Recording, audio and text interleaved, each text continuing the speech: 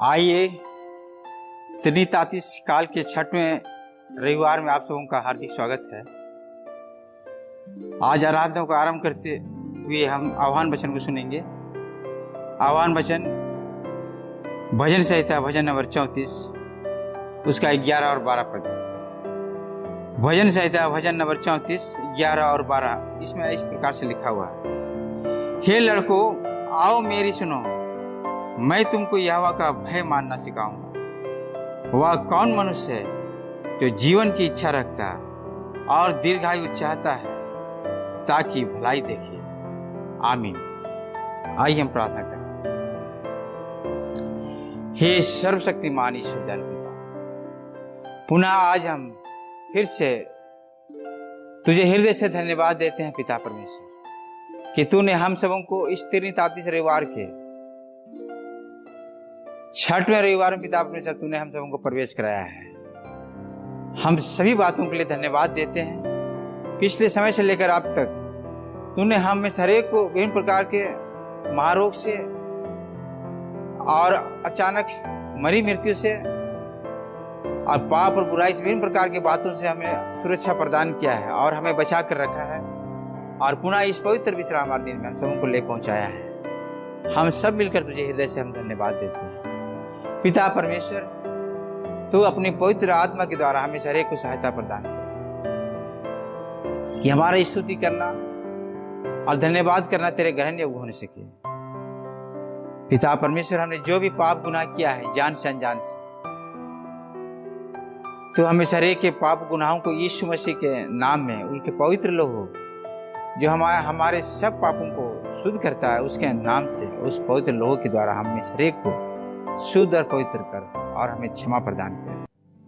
आज हम संपूर्ण आराधना पवित्र आत्मा के द्वारा पवित्र होकर के पवित्र आत्मा की सहायता से हम संपूर्ण कार्यक्रम को संपन्न करने से आज के आराधक और उपदेशक और जितने पिता परमेश्वर इस आराधना में शामिल होते हैं सबों को तो पवित्र आत्मा के द्वारा सहायता प्रदान कर। हम तेरी स्तुति महिमा सच्ची आराधना से सच्चे मन हृदय से हम करने सके पिता परमेश्वर, ताकि हम सब लोग कलीसिया के लोग और इसके साथ साथ और भी बहुत सारे लोग जो इस कार्यक्रम को YouTube के माध्यम से देखते हैं सब लोग बहुत से आशीषित होने से पिता परमेश्वर तू बड़ी सहायता प्रदान कर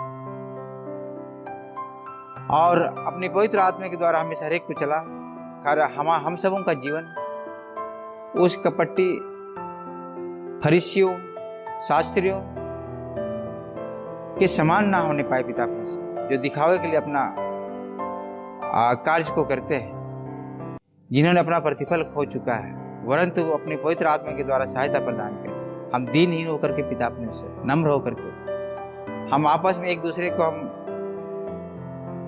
अपराधों को हम क्षमा करने सके और एक दूसरे के साथ एक समान हम प्रेम रखने सके, ताकि जैसा तू प्रेम हमसे रखा वही प्रेम हम एक दूसरे के साथ में रखने सके पिता परमेश्वर, ताकि लोग जानने से कि हम तेरे चेले हैं।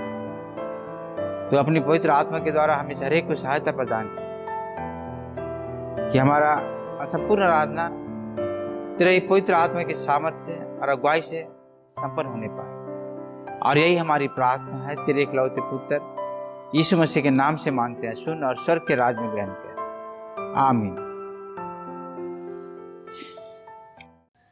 और रविवारी आराधना को आरंभ करते हुए हम लोग गाएंगे साक्ष्य बानी से गीत नंबर 2। साक्ष्य बानी गीत नंबर 2। ईश्वर को अत्यंत ऊंचे पर हो धन्यवाद प्रशंसा। परमेश्वर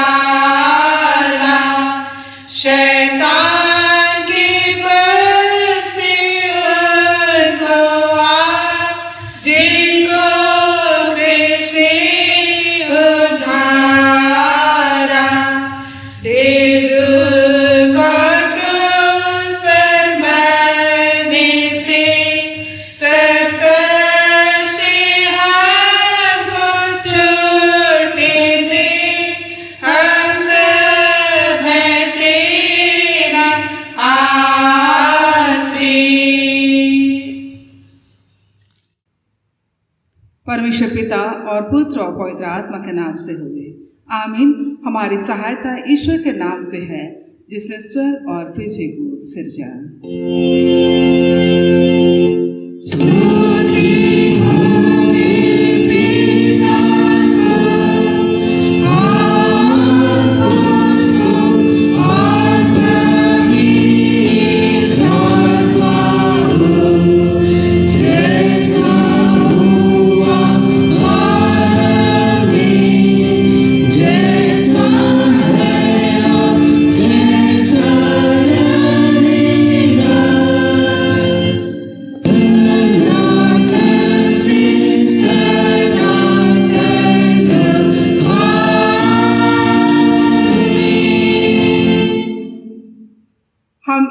सामने अपने पापों को दीनताई से मान ले। हे सर्वशक्तिमान ईश्वर दयालु पिता, हम दीनताई से अपने सब पाप और अपराधों को तेरे सम्मुख मान लेते हैं। तू अपने प्रिय पुत्र हमारे प्रभु यीशु क्रिस्त के कारण हम पर दया दृष्टि कर और हमारे सब पापों को क्षमा कर, आमीन।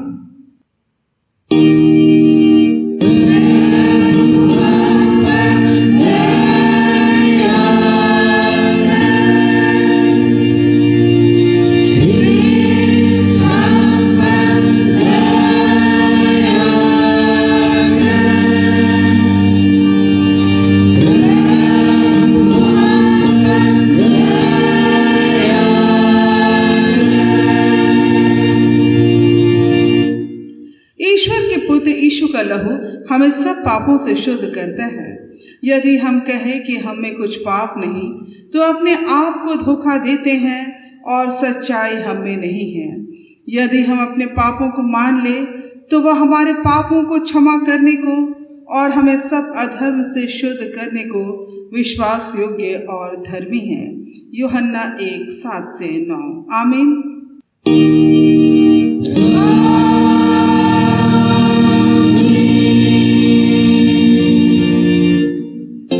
ऊंचे स्थान में ईश्वर का गुणानुवाद हो।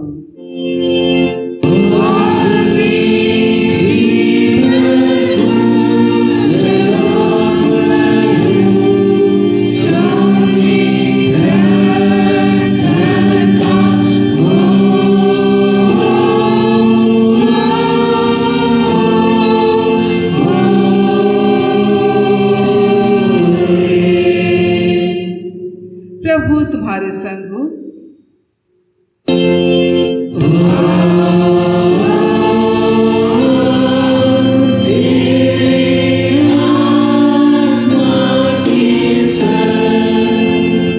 हम प्रार्थना करें। हे सर्वशक्तिमान ईश्वर दयालु पिता, हम तेरा धन्य मानते हैं कि तू अपने प्रिय पुत्र यीशु ख्रिस्त के द्वारा पाप क्षमा और अनंत जीवन की वाचा दी है।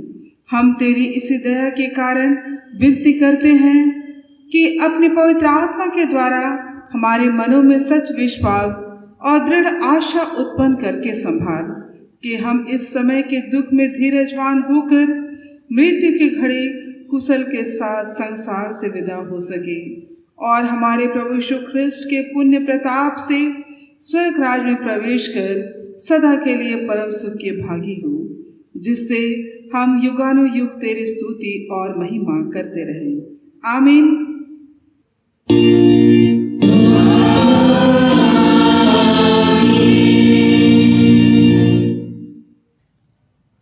आज का पहला पाठ वचन हम लोग सुनेंगे जो हमें मिलता है प्रेरितों के काम 8वां अध्याय, उसका पद संख्या 26 से 38 तक। प्रेरित 8:26 से 38, इसमें इस प्रकार लिखा हुआ है। फिलिप्पुस और कूश देश का अधिकारी। फिर प्रभु के एक स्वर्गदूत ने फिलिप्पुस से कहा, उठ और दक्षिण की ओर उस मार्ग पर जा जो यरूशलेम से गाजा को जाता है। यह रेगिस्तानी मार्ग है।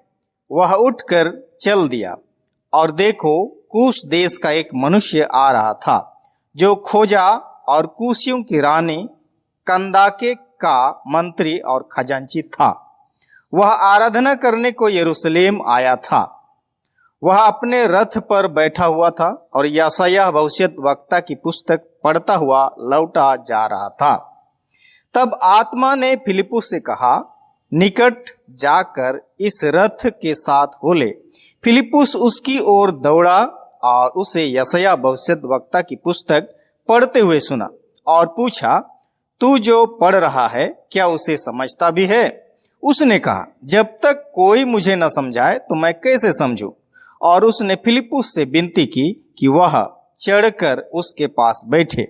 पवित्र शास्त्र का जो अध्याय वह पढ़ रहा था वह यह था, वह भेड़ के समान वध होने को पहुंचाया गया और जैसा मेमना अपने उन कतरने वालों के सामने चुपचाप रहता है, वैसे ही उसने भी अपना मुंह न खोला। उसकी दीनता में उसका न्याय नहीं होने पाया। उसके समय के लोगों का वर्णन कौन करेगा, क्योंकि पृथ्वी से उसका प्राण उठा लिया जाता है। इस पर खोजे ने फिलिप्पुस से पूछा, मैं तुझ से विनती करता हूं, यह बता कि भविष्यद्वक्ता यह किसके विषय में कहता है, अपने या किसी दूसरे के विषय में? तब फिलिप्पुस ने अपना मुंह खोला और इसी शास्त्र से आरंभ करके उसे यीशु का सुसमाचार सुनाया। मार्ग में चलते चलते वे किसी जल की जगह पहुंचे। तब खोजे ने कहा, देख यहाँ जल है, अब मुझे बपतिस्मा लेने में क्या रोक है? फिलिप्पुस ने कहा, यदि तू सारे मन से विश्वास करता है तो ले सकता है। उसने उत्तर दिया, मैं विश्वास करता हूं कि यीशु मसीह परमेश्वर का पुत्र है। तब उसने रथ खड़ा करने की आज्ञा दी और फिलिप्पुस और खोजा दोनों जल में उतर पड़े और उसने खोजा को बपतिस्मा दिया। यहाँ तक। आमीन। तेरा धन्यवाद हो हे ख्रिस्त यीशु। हालेलुया।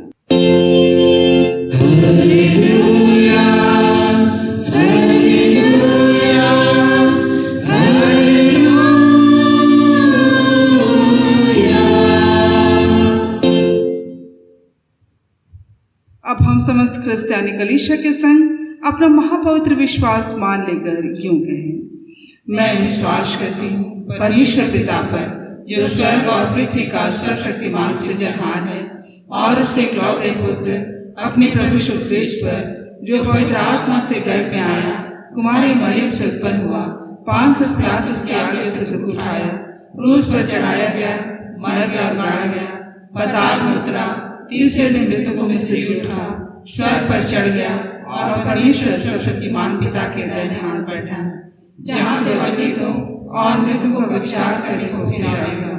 मैं विश्वास करती हूँ पवित्र आत्मा पर, एक ही पवित्र क्रिस्तियानी कलीसिया, पवित्रों की संगत पर, पापों की क्षमा, देह जीवन और अनंत जीवन पर। आमीन।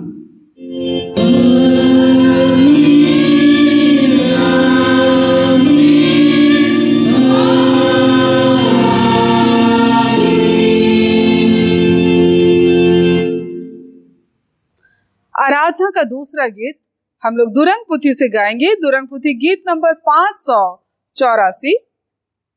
गीत नंबर 584, जिदन रहोरा नेल केते सेने पे।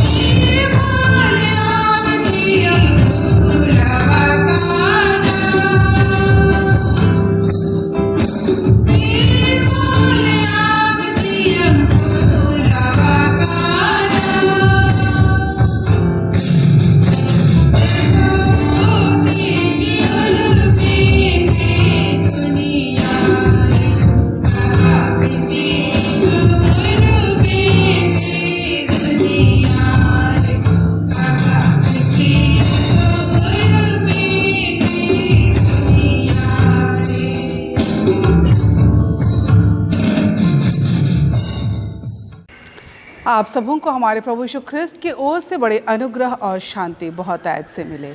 आमीन। आइए हम प्रार्थना करें। हे स्वर्गीय पिता परमेश्वर प्रभु, हम धन्यवाद देते हैं इस नई सुबह के लिए, जबकि हर एक को प्रभु आज के इस विश्रामवार के दिन के लिए प्रभु तूने तैयार किया है कि हम तेरे साथ संगति रख सके, तेरे वचन और तेरे आराधना में हम जोड़े जाने पाए। हमें से हर एक के जीवन में एक नया बल और शक्ति प्रभु तू आप ही देना, और जब हम तेरे वचन के साथ हम आगे बढ़ते हैं तो आप ही स्वयं एक सिखाने वाला हमारा गुरु और शिक्षक होकर प्रभु तो हमारी अगुवाई करना। और ये प्रार्थना तेरे इकलौते पुत्र यीशु नाम से मांगते हैं, सुन और स्वर्गराज में ग्रहण कर। आमीन। आज के लिए जो उपदेश का पाठ वचन हमें मिलता है वो है मत्ती रचित सुसमाचार उसका 5 अध्याय।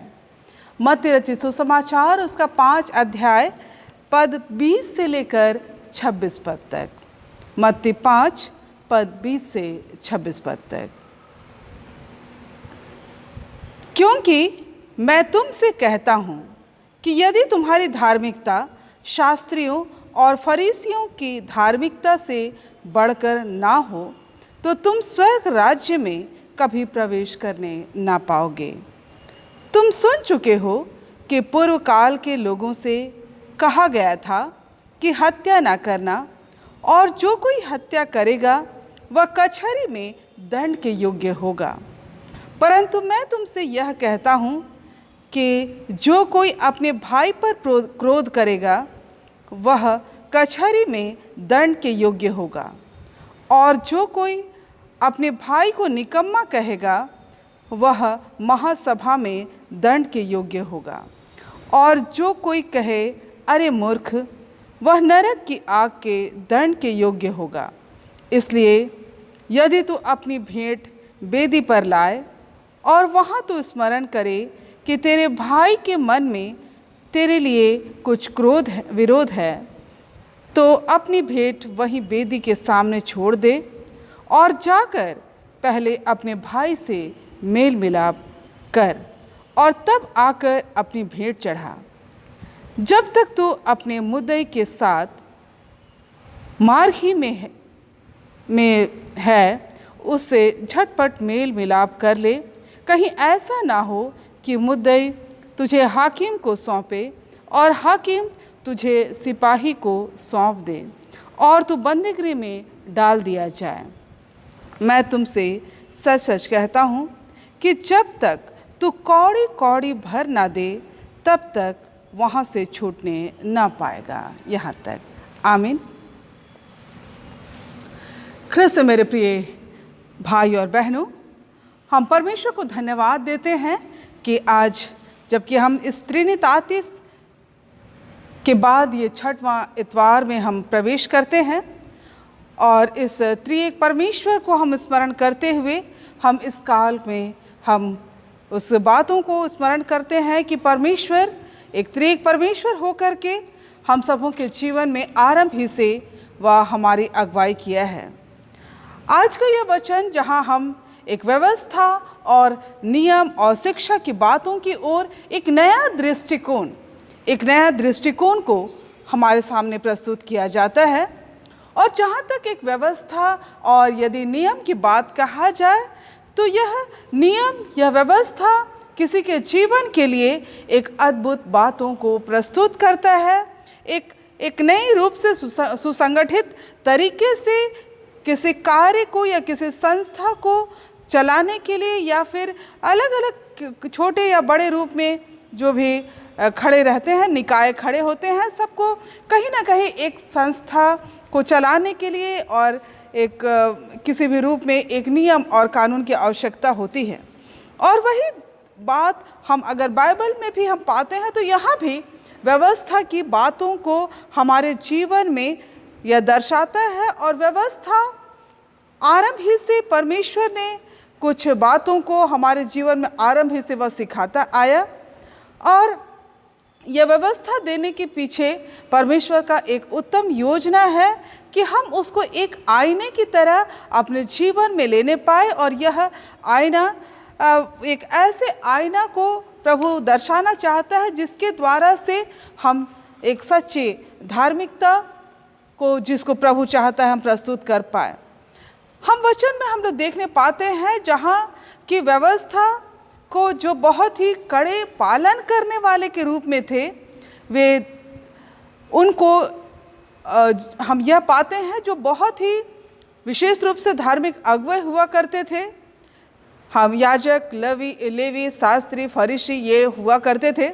लेकिन यीशु जब इन बातों के विषय में कहता है कि ये लोग जरूर व्यवस्था के लिए इतना अपने आप को पालन करते हुए दिखाई देते हैं, लेकिन जहाँ तक एक स्वर्ग राज्य की परिकल्पना यदि किया जाए तो वहाँ के विषय में, इसके विषय में परमेश्वर एक नया दृष्टिकोण को डालना चाहता है कि तुम्हारी जो धार्मिकता है वो शास्त्रियों और फरीसियों की धार्मिकता से यदि बढ़कर ना हो तो तुम स्वर्ग राज्य में कभी प्रवेश नहीं करने पाओगे।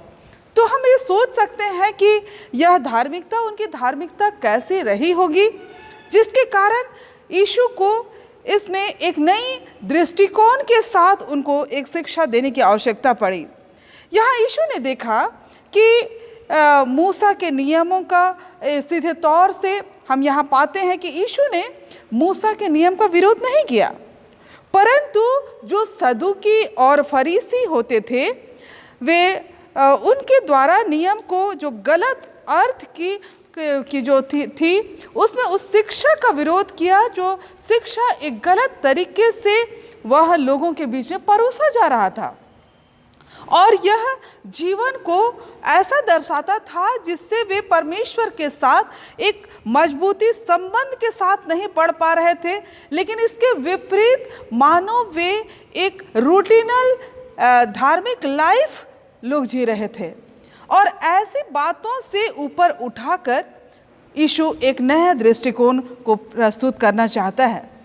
और यदि यीशु अपनी ओर से अगर कहा जाए तो यीशु अपनी ओर से उनका नज़रिया ऐसा नहीं था कि एक नया कानून को तैयार करके लोगों के सामने प्रस्तुत किया जाए, लेकिन उनके बातों के रखने के पीछे जो विशेष बातें यह थी वो यही था कि जो भी बातें या व्यवस्था की बातें हैं उसको एक परिपूर्ति की ओर ले जाना, और वह यही है कि वह उन बातों को प्राथमिकता या साथ निभाने की बात करते थे जो सच में एक सच्ची मानवता को प्रस्तुत करता है।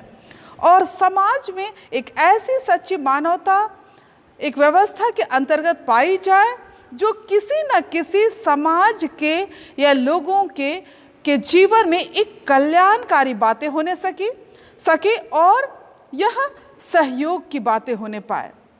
और यहाँ हम देखते हैं कि नियमों को रखना और उसको प्रस्तुत करने के पीछे जरूर कोई भी बातों को कहीं भी व्यवस्था और नियम की बातें रखी जाती है तो वहाँ कहीं ना कहीं एक वास्तविक मांग रहती है कि इसके द्वारा से कुछ तो बातें वो परिवर्तन लोगों के जीवन में आए। हम यहाँ पाते हैं कि नियम को लागू करने के पूर्व यह जरूरी है कि यह हमें देखने की आवश्यकता है कि क्या जिस नियम और कानून को या व्यवस्था लोगों को के ऊपर में डालने या थोपने का प्रयास किया जाता है, क्या यह एक सच्ची मानवता है जो उनके लिए व्यवहारिक हो सकता है और क्या वो सच में जीवन परिवर्तन करने वाली बातों को ला सकता है। यहूदी धार्मिक अगुओं के नियमों का प्रयोग करना, ये उनका जो प्रयोग करने का तरीका ये था कि व्यक्ति के किसी भी मनुष्य के उस बाहरी चाल चलन में वे परिवर्तन देखना चाहते थे कि बाहरी चाल चलन परिवर्तन हो, लेकिन अंतर कहाँ है उस सदूकी और फरीसी में और हम यीशु ख्रिस्त में अंतर यही दिखाई देता है कि यीशु उस व्यवस्था को प्रस्तुत करने के द्वारा से वे बताना चाहते हैं कि केवल बाहरी चाल चलन जो दिखावा है, इस दिखावे से उठकर हमें एक हृदय का नियंत्रण करने की ओर हमें ले जाता है। यह इसलिए कि जहाँ से बुराई पनपता है आज वहीं सुधार करने की आवश्यकता है। और इसीलिए ख्रिस्त मेरे प्रियो, जब हम इस वचन के द्वारा से हम देखने पाते हैं तो यही हम पाते हैं कि अगर कोई व्यक्ति खूनी बन गया है, एक भयानक डाकू बन गया है, तो उस वहाँ बनने के पीछे क्या कारण है? जरूर ऐसा हुआ होगा कि जब वह पहली बार गलती किया होगा तो उसके पीछे कोई रोकने वाला, उसको टोकने वाला कोई ना रहा हो, या किसी भी प्रकार के पाप और गुनाह जब होते हैं, जब वह पहली बार कदम उठाते हैं तो क्या उसको रोकने वाले कोई होते हैं? क्या उसे जगह रोका जाता है? शायद ऐसी जवाबदेही को निभाने में कहीं ना कहीं हम चूक जाते हैं, वहाँ फेल्योर हुए हैं और कमज़ोर हुए हैं। अगर हम उसका उदाहरण हम उन व्यक्ति को दे जिसको परमेश्वर ने रचा, अर्थात आदम और हवा के जीवन की बातों को अगर हम कहें, तो यहाँ पर परमेश्वर ने उस जगत में, अर्थात उस अदन की वाटिका में बहुत एक बैलेंस लाइफ दिया था। हर एक प्रकार से लोगों के जीवन में बहुतायत का जीवन उन्हें हो, और उसके लिए उन्हें किसी प्रकार का शारीरिक मेहनत मशक्क़त करने की आवश्यकता नहीं होती थी, लेकिन वे रहते थे। और ज़रूर हम आदम और हवा के पाप की चर्चा करते हैं, लेकिन उसके अच्छे जीवन की चर्चा उसका करना हम कम कर देते हैं। लेकिन आदम और हवा ने बहुत अच्छा जीवन जिया, जहाँ वे एक प्रदूषण रहित जीवन जी रहे थे, और बहुत परमेश्वर के साथ सुबह और शाम उनकी संगति थी, बहुत अच्छा जीवन जी रहे थे। और इसी जीवन जीने के तरीके में परमेश्वर ने एक नियम को लगाया, वही कि सभी पेड़ों के फल खा सकते हैं, केवल बीज का जो पेड़ है वह उसके विषय में उन्होंने मना किया था। और यहाँ पर हम देखते हैं कि ऐसी अवस्था में जहाँ पाप की जो शुरुआत हुई, जिसको हम हमेशा से सुनते आए हैं, और यही हम लोग पाते हैं कि वहाँ जहाँ एक सांप या फिर एक शैतान के विषय या व्यक्ति के रूप में दिखाई देता है, जो हवा को बहकाने का प्रयास करता है, और उसी घड़ी उनकी जो बीच में जो बातचीत चली, और उस बातचीत में वे अचानक ही वह उस स्तर पे नहीं पहुंच गए कि वो उस फल को तोड़े और खा ले, लेकिन उससे पहले बातचीत हुआ, और इस बातचीत में यह विश्वास जगा कि सच में यह फल खाने में सच में बुद्धि योग्य और सुंदर है, भावने वाले बातें उसमें पाई जा रही है। और ऐसा जब विश्वास हुआ, और तभी उन्होंने हाथ बढ़ाया और फल को खाया। और इसी जगह में हम यह भी पाते हैं कि खाने के बाद तुरंत ही उसने आदम को दिया और उसने भी खाया। इससे साफ जाहिर होता है कि आदम कहीं दूर में नहीं था, उसके नज़दीक रहा होगा। और इस घड़ी जहाँ अगर एक कल्पना किया जाए, जब शैतान और हवा के बीच में बातचीत हो रहा था, और उस घड़ी जरूर आदम भी सुन रहा था होगा। और ऐसे घड़ी में हम ये पाते हैं कि यहाँ वो जवाबदेही था कि उस जगह में जहाँ ये गलत हो रहा है, कि परमेश्वर ने मना किया है, यही इस गलत होने की बातों को वहाँ टोकना था, वहाँ आदम ने सहयोग नहीं दिया। और यहाँ ऐसा ही दिखाई देता है, और उसके भागी और इस पाप में जो भागी होने के संभागी, इन्होंने दोनों को ही उस पाप में वे संभागी हो गए। और इससे हम ये पाते हैं कि बहुत बार यह दिखाई देता है कि हम जब कुछ कार्य करते हैं, उसमें आवश्यक है कि ये दोनों प्रकार की बातें होनी चाहिए। जब हम अच्छी बातों को करते हैं तो जरूर वहाँ अप्रिसिएट की बात, उसको बढ़ावा देने की बातें होनी चाहिए। और यदि गलत होता है तो वहाँ भी टोकना, वहाँ रोकने की आवश्यकता है, या फिर परमेश्वर या नियम ऐसा कहता है, ऐसा हमें नहीं, और इस जगह हमें इस काम को नहीं करना चाहिए। इस बात के लिए हमें जागृत करने की आवश्यकता है। और कहीं ना कहीं हम उस जगह में चूक जाते हैं, और और ऐसा सोचने लगते हैं कि ये तो उनकी जिम्मेदारी है, अगर गलत करेंगे तो वही समझेंगे। और इस तरह से पाप को बढ़ने का एक जगह बन जाता है। और इसीलिए हम देखते हैं कि पाप अचानक से नहीं होता, लेकिन वह धीरे धीरे वह बड़े प्रकार का उस अंजाम देने के लिए एक सीढ़ी होता है जिसमें वह पाप आगे बढ़ता है। वैसे ही यहाँ जो घटना हम पाते हैं कि यदि कोई व्यक्ति यदि खूनी है तो खूनी वह अचानक से नहीं बना है। आज के वचन के आधार पर यह खूनी अचानक से नहीं बना है, लेकिन उस वहाँ तक पहुँचने के लिए जरूर उन्होंने कई प्रयास किए होंगे, कई छोटे मोटे उन्होंने ऐसे हरकत किए होंगे जो लोगों को खेदित किया होगा, लोगों को हतोत्साहित किया होगा, और उस जगह में लोगों का कैसा सहयोग रहा होगा। लोगों ने उन्हें टोका या नहीं टोका, या उन्हें ऐसा ही छोड़ दिए, या फिर उसके लिए लोगों ने उसे प्रोत्साहन दिया कि ऐसा जो गलत कर रहे हैं वो अच्छा है। शायद कहीं ना कहीं तो भूल हुआ होगा कि एक व्यक्ति खूनी बन जाता है। और यह यीशु के संदेश में हम इन बातों को देखने पाते हैं कि उस खूनी बनने की अवस्था से पहले क्या परिस्थिति हुई होगी जिससे एक खूनी की दशा में लोगों को पहुंचना पड़ा।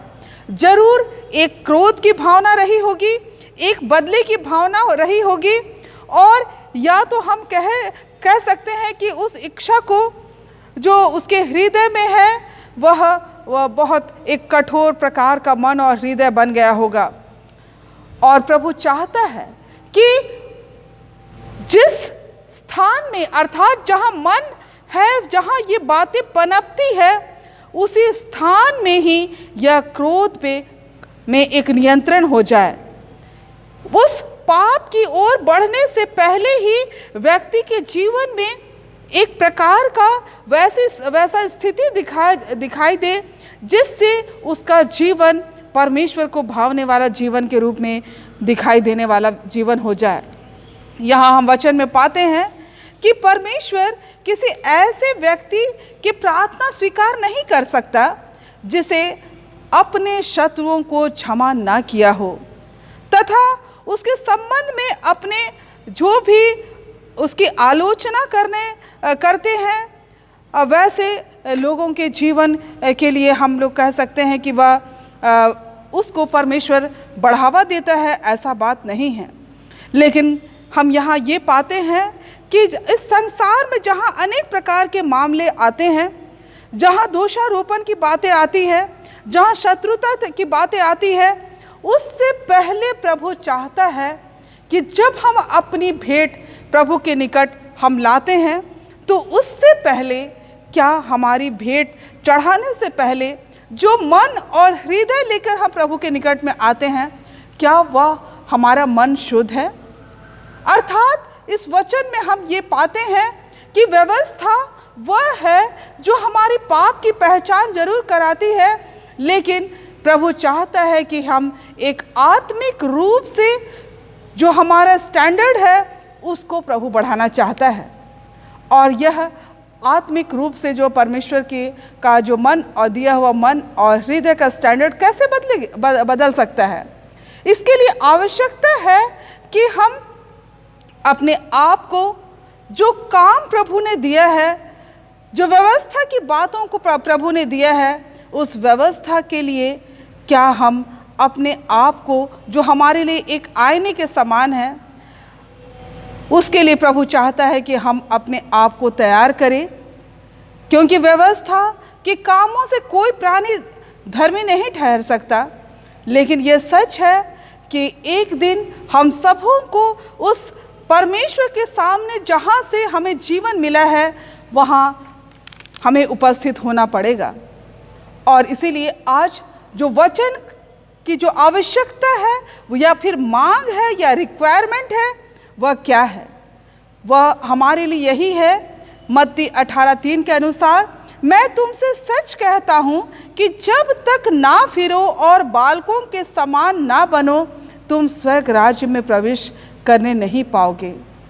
अर्थात यहाँ वो मन और हृदय की आवश्यकता है, एक लचीला मन और जीवन की आवश्यकता है जो किसी भी समय में उस क्रोध को एक जंक लगने का अवसर नहीं देता, लेकिन ऐसा लचीला मन और हृदय कि वह उसके मन से समाप्त होकर एक नई बातों के साथ हमेशा अपने आप को तैयार रखते हैं।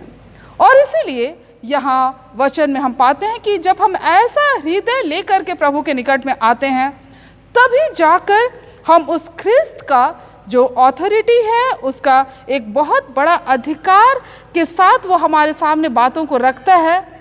और जैसा हम वचन में पाते हैं कि वह हमारे जीवन को के द्वारा से जो उसकी इच्छा यही है कि हमारे जीवन में जो पुराने प्रकार का मनुष्यत्व है, वह वहाँ से हटकर एक नई जीवन की ओर आगे हम बढ़ सके, एक नए जीवन की ओर आगे बढ़ सके।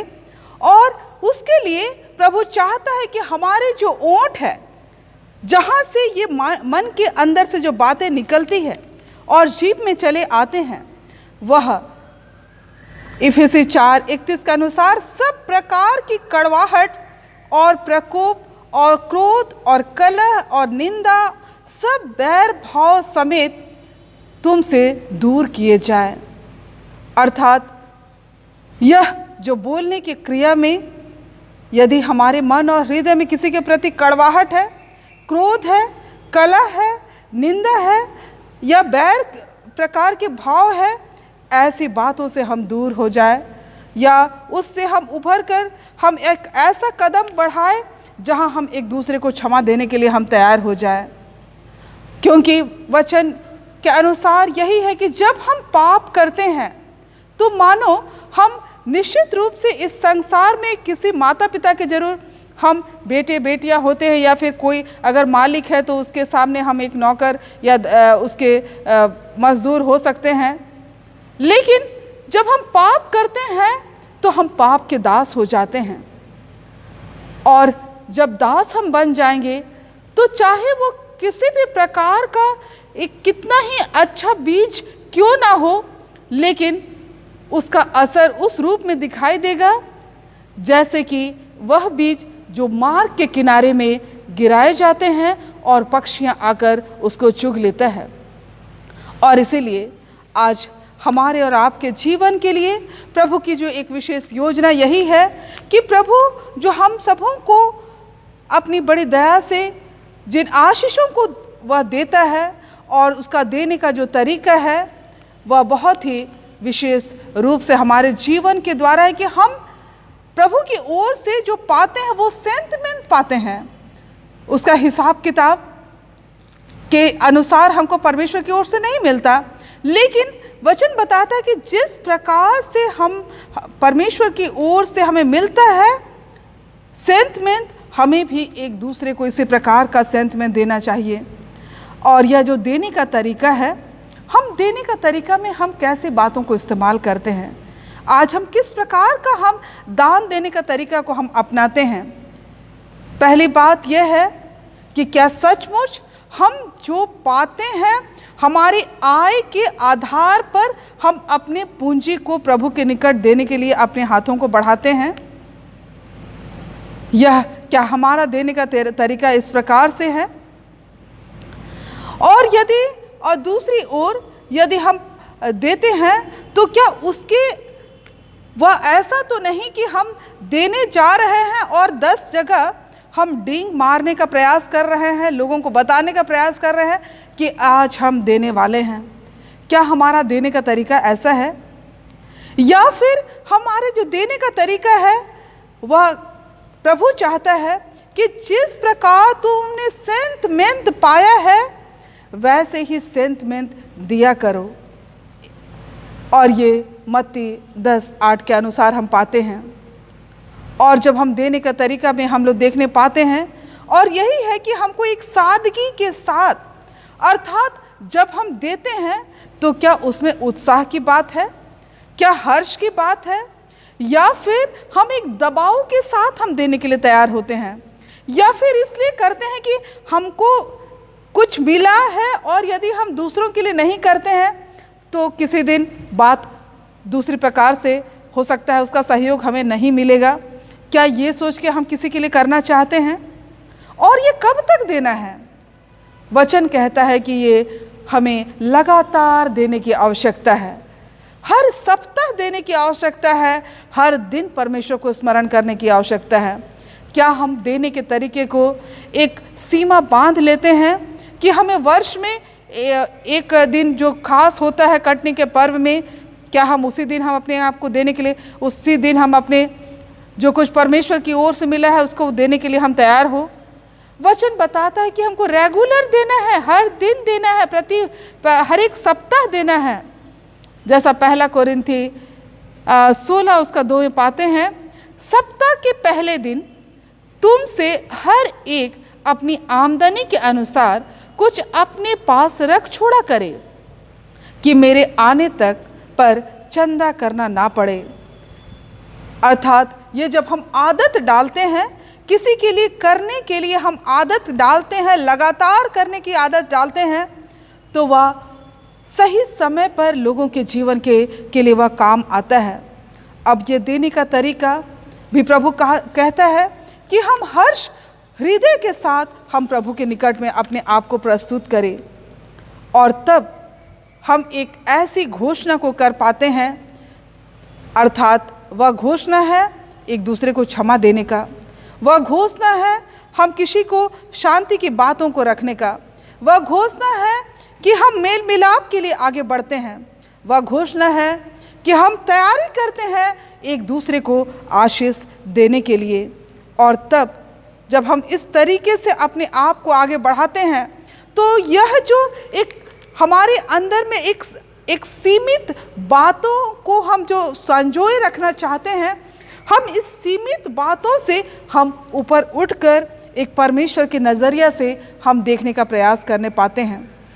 और यह तब होता है जब हम ऐसा ना सोचें कि हम एक निश्चित रूप से समय आधारित काम के लिए ही केवल हम तैयार हो जाए, लेकिन प्रभु कहता है कि समय असमय तुम तैयार रहो।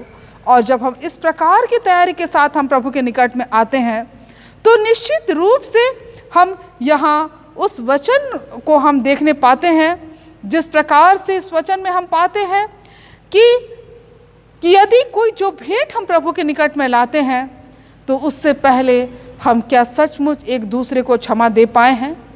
क्या हम सचमुच एक दूसरे से मेल मिलाप किए हैं?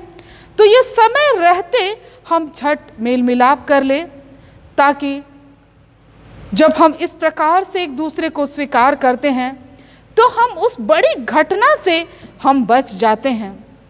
उस बड़े प्रकार के उस क्रोध करने या उस क्रोध के दायरे में आगे बढ़ने से जो परिणाम होता है, और परिणाम ये हो जाता है कि लोग कैद और जेल तक पहुंच जाते हैं, उस स्थान में जाने से भी हम बच जाते हैं।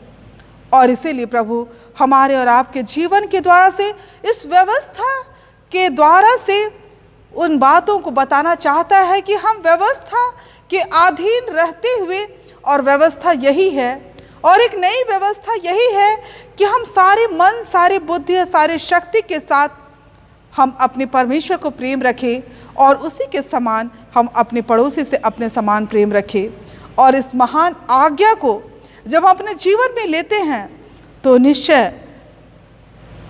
प्रभु परमेश्वर हमारे जीवन को उस आशीषों से भर देगा, और तब हम उस प्रकार से उत्साहित होंगे जैसे पहले पाठ वचन में हमने सीखा और हम सुन पाए हैं, जहाँ की एक बड़े से बड़े अधिकारी होने के बावजूद भी उसने फिलिप्पुस की उस बात को, अर्थात वचन को सुनने के लिए वह अपने आप को तैयार करता है और अपने आप को दीन और नम्र करता है।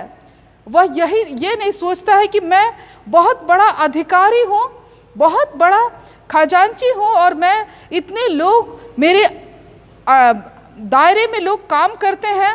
उन्होंने ऐसा नहीं सोचा, लेकिन अपने आप को दीन किया, और यही दीनता के कारण ही वो उसने सच्चे यीशु को पहचाना और सुसमाचार को सुना।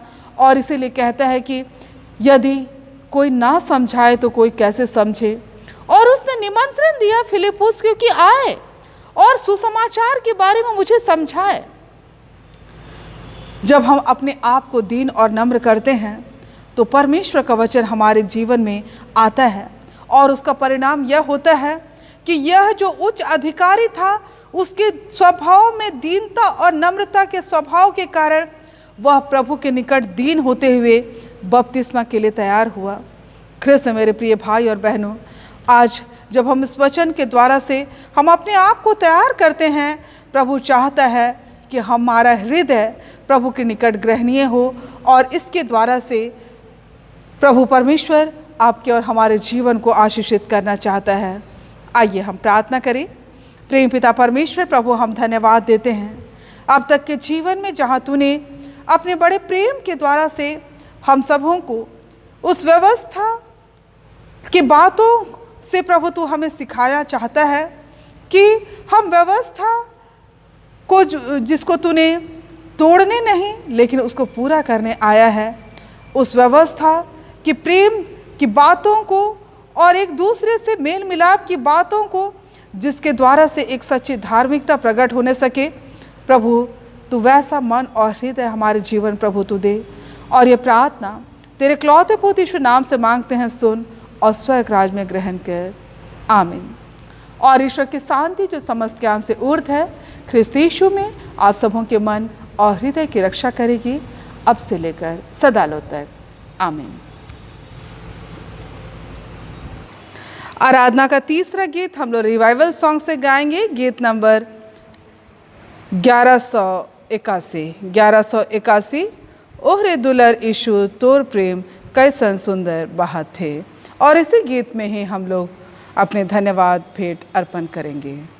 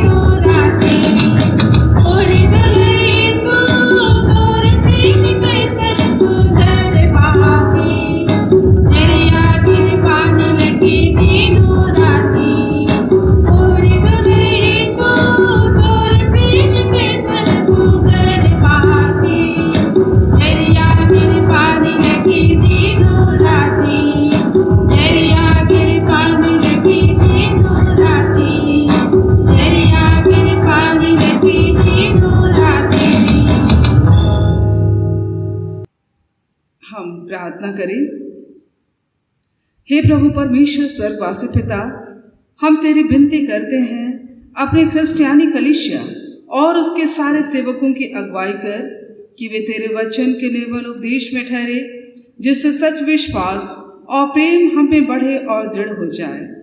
हे प्रभु, भारत रिपब्लिक के हमारे प्रेसिडेंट, इस प्रांत के गवर्नर, राजकीय सभाओं, उपमंत्रिमंडलों, सब न्यायियों और हकीमों और सब राज्य कर्मचारियों को आशीष दे और उनकी अगुवाई कर कि वे न्याय और धर्म से देश की सेवा करें और हम कुशल चैन से सारी भक्ति और गंभीरता से काल बिताए।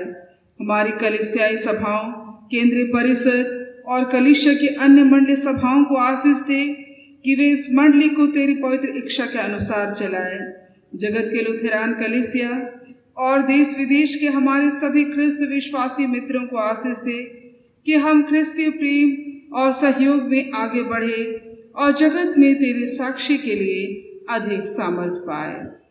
हमारे कलीसिया के सब काम पर आशीष दे, लड़के लड़कियों की शिक्षा पर आशीष दे कि वे तेरे भय, प्रेम और भरोसा में बढ़ते जाए।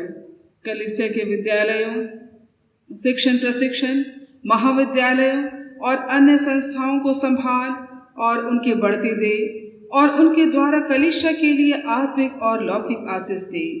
खेती बाड़ी और हर एक काम उद्यम को सफल कर, जिससे हर कोई सुवेग से तेरे आगे चले और अपनी जीविका पाए। अपनी कृपा से उन सबों पर दृष्टि कर जो कंगालपन, रोग और नाना प्रकार के सकेती और दुख में हैं, उनको शांति दे। प्यारे पिता परमेश्वर, हम प्रभु तुझे धन्यवाद देते हैं हमारे मंडली के अंतर्गत हर एक भाई बहनों के जीवन की संग और साथ में हो लेना, और इस समय जो शारीरिक और मानसिक और अनेक प्रकार के ताड़ना के बीच में अपने जीवन को व्यतीत करते हैं, प्रभु तो अपनी अनुग्रह रूपी हाथ के तरह प्रभु संभालना। इस समय जब पूरे हमारे राज्य में और हमारे देश में भी और विदेशों में भी जब हम अनेक प्रकार से इन महामारी के घेरे में पाए जाते हैं, प्रभु तू भी हमें से हर एक को अपनी सुरक्षा के घेरे में प्रभु तो आप ही ले लेना। इस घड़ी हर एक परिवारों के धन्यवादी मन और जीवन को प्रभु और एक परिवारों में के लिए भी धन्यवाद देते हैं कि तू हर एक के धन्यवादी मन और जीवन को ग्रहण कर प्रभु, और होने दे कि जिन भेंटों को जो जब हम तेरे निकट में लाते हैं उससे बढ़कर प्रभु हर एक का एक जीवित उपस्थिति वह तेरे निकट पाए जाना पाए। प्रभु हम प्रार्थना करते हैं इसी घड़ी उन भाई बहनों के जीवन के लिए जो इस घड़ी अपने आप को बिल्कुल दुर्बल अवस्था में पाए जाते हैं। धन्यवाद देते हैं प्रभु कि तू हर एक परिवारों को तूने अब तक हर एक विपरीत परिस्थिति में भी तेरे निकट विश्वासता से और हर एक प्रकार से भरपूरी से प्रभु तूने संभाला है। हम सारी बातों के लिए धन्यवाद देते हैं। हमारी कलीसिया के सब भाई बहनों की रक्षा कर जो दूसरे देशों में चले गए हैं कि वे सब जोखिम और परीक्षाओं में विश्वासी ठहरे। हम उनके लिए भी तेरी विनती करते हैं जो मंडली से निकाले गए व उलट हुए हैं, उन पर दया कर कि वे सच्चे पश्चाताप से तेरी ओर फिरे। सब मनुष्यों का त्राणी ठहर और उन पर जो अंधियारे में बैठे हैं मुक्ति का उजाला प्रकाश कर। हमको अपश्चातापी मृत्यु से बचा और अंत में अपने प्रिय पुत्र हमारे प्रभु यीशु ख्रिस्त के द्वारा स्वर्ग राज में ग्रहण कर। आमीन। हे हमारे पिता, तू जो स्वर्ग में है, तेरा नाम पवित्र किया जाए, तेरा राज आए, तेरी इच्छा जैसे स्वर्ग में ऐसे पृथ्वी पर हो। हमारे प्रतिदिन की रोटी आज हमको दे और हमारे अपराधों को क्षमा कर जैसे हम भी अपने अपराधों को क्षमा करते हैं, और हमको परीक्षा मत डाल परंतु बुराई से छुड़ा, क्योंकि राज और पराक्रम और महान सदा तेरी है। आमीन।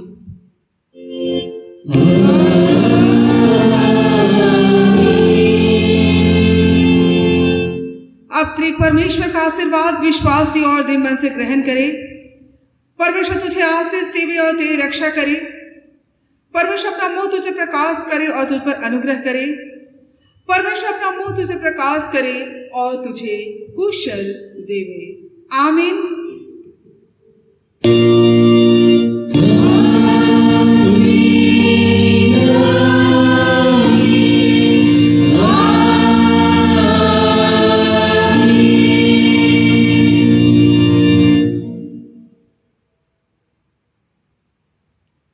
इस